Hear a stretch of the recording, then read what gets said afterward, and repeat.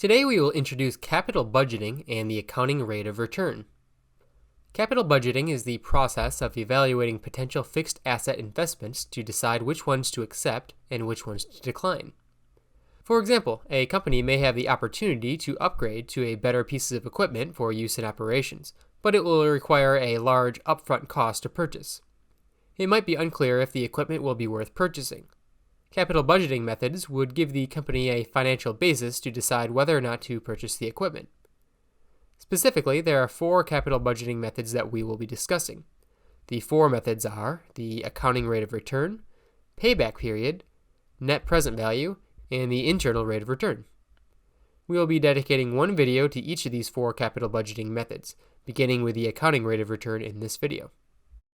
The general formula for the accounting rate of return is the average annual after-tax net income divided by the annual average investment. The accounting rate of return focuses on net income instead of cash flows, unlike most other capital budgeting methods. To simplify things, we will only consider the situation when net income is the same each year and the company uses straight-line depreciation. Let's assume that a piece of equipment is being considered for purchase to use in operations. The price of the equipment is $100,000, and it's expected to bring the company $15,000 in annual after-tax net income each year. The equipment is being depreciated using the straight-line method and has a $20,000 salvage value. First, we will begin with the average investment, which is simply the average book value of the asset. For an asset depreciated using the straight-line method, this means we can take the average of the investment's cost and salvage value. $100,000 plus $20,000 divided by 2, which equals $120,000 divided by 2, which equals $60,000. This becomes the denominator for the accounting rate of return calculation.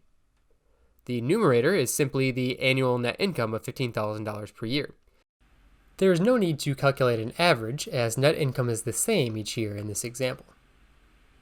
So the accounting rate of return is equal to $15,000 divided by $60,000, which is equal to 0.25 or 25% as the accounting rate of return on the average investment of $60,000.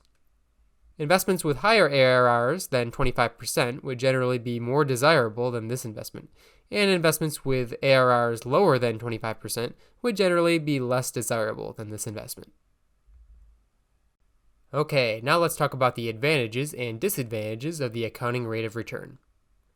On the advantage side, we have that it is relatively easy to calculate, and that the idea of a return on investment is easy to understand and communicate to others. The first disadvantage, which is a big one, is that the accounting rate of return completely ignores the time value of money. For example, a $50,000 cash flow earned today is treated identical to a $50,000 cash flow that's earned in 5 years in the accounting rate of return calculation.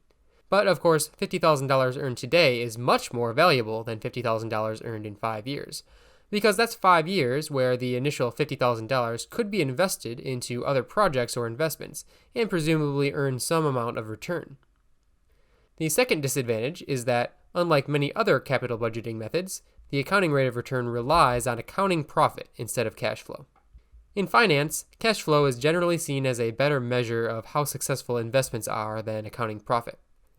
Accounting profit is subject to the specific accounting policies that the company adheres to, and therefore isn't always the best measurement of an investment's success.